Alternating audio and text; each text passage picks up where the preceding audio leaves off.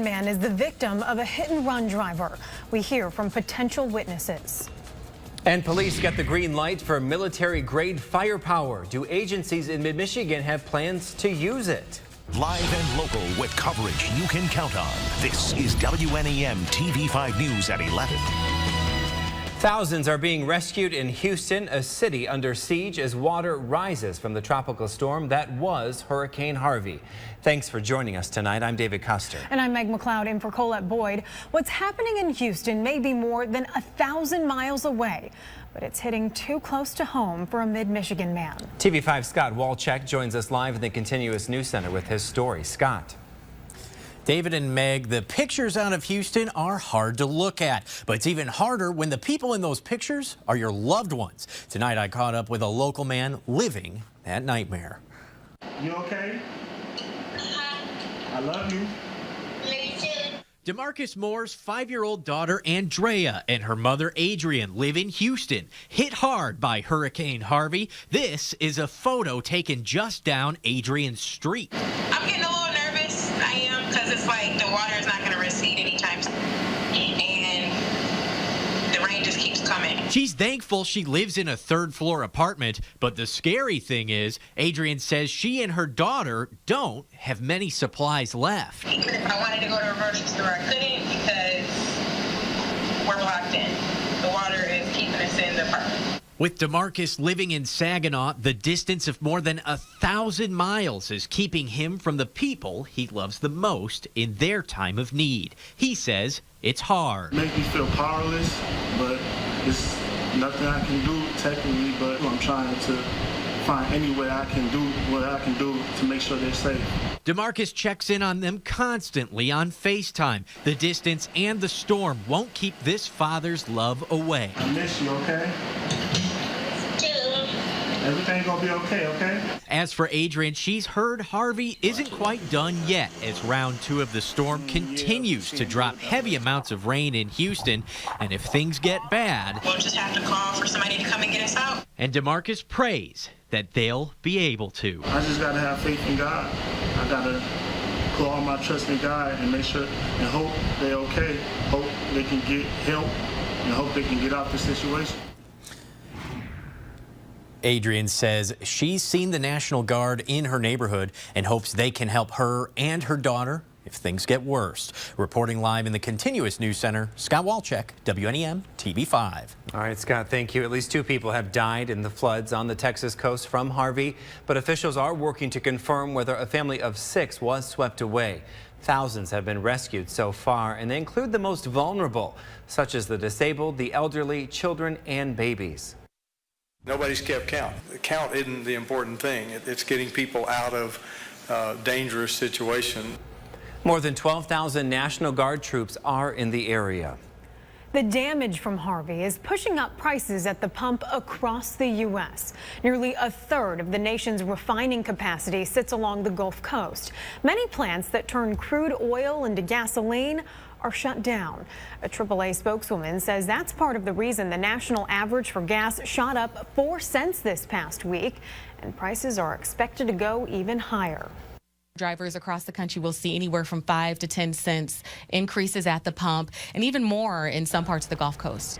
Higher gas prices often bring a double whammy because they can mean higher prices for food and airline tickets.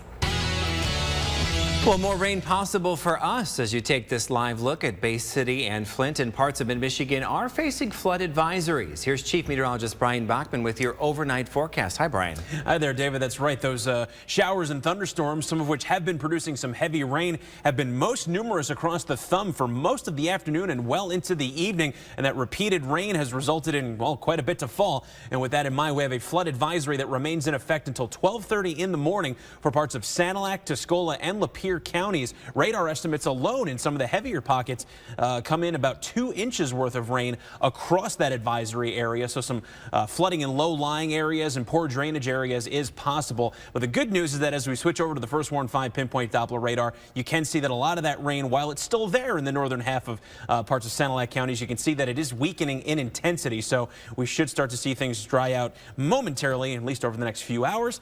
But then we may do this all over again tomorrow afternoon. We'll time that out coming up in your full forecast. Brian, breaking news out of New Mexico. At least 2 people are dead and 4 are injured in a shooting at a library in Clovis. Witnesses say a man came in and began to open fire. The shooter is reportedly in custody and being interviewed. No motive known at this hour. Here's a live look over Midland, where friends and family are mourning the hit-and-run death of a loved one.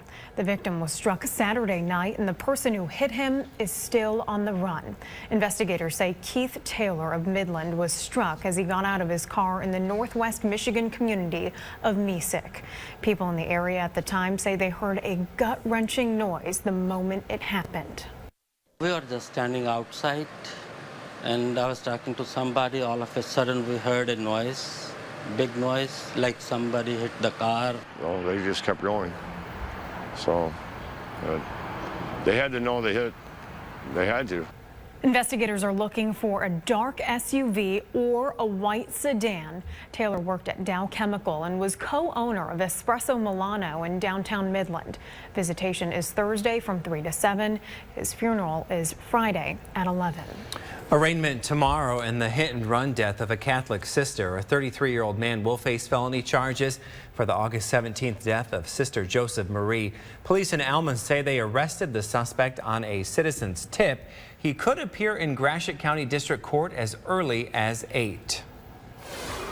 Police across the nation will soon have more firepower. The Trump administration is allowing them access to military surplus equipment. This is the revival of a program suspended by President Barack Obama after the riots in Ferguson, Missouri. And TV5's Kate Nadolski joins us live in the studio with reaction from an agency that's affected by this decision. Kate? Well, good evening to the both of you, and that is right. Since 1990, the program has sent more than $5 billion worth of gear to police agencies nationwide, including those right here in Michigan. Now, one local chief that I spoke with says he's glad that more military-grade equipment could be making his way into his department's hands.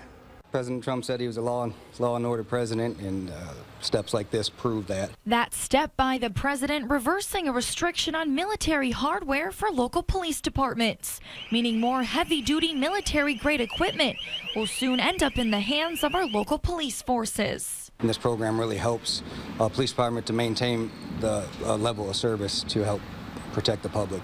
In 2015, President Obama signed an order limiting the use of heavy-duty military equipment for police work, saying it showed unnecessary force and intimidation. Tony Kahn is the police chief for Mayville and Kingston. He says the program definitely has its benefits for local departments. One of the biggest ones is the Humvee that you see behind me. We've gotten that. We've gotten 2 big generators. So, what's considered military hardware? Attorney General Jeff Sessions says it refers to things like grenade launchers, armored vehicles, and bayonets, some of which Kahn says is necessary. I can't speak to the bayonets and grenade launchers, but your armored and tracked vehicles help jurisdictions that have SWAT and emergency response teams. They help protect the officers, not only when they're dealing with stuff like an armed gunman or maybe a bomb threat. It keeps those safe and keeps the officers safe, and they're able to keep the public safe. And when it comes to the concerns over giving local police too much military equipment, Kahn says we need to put the safety of those who serve and protect first. No officer wants to be labeled, as military. But criminals are getting more advanced, and they're getting bigger and better equipment, and the local law enforcement departments have to keep up with that threat. Now, there's no word just yet on what items agencies right here in mid-Michigan will be receiving. Reporting live in the studio tonight, Kate Nadolski, WNEM-TV5. All right, Kate, thank you. Well, it's a case of mad money in Las Vegas. What brought a crowd and police to a casino in our Coast to Coast report. And work on I-75 could interrupt your morning commute. Stay tuned for a traffic alert. And sentencing for a woman in a murder that involved the victim's parrot. That's next.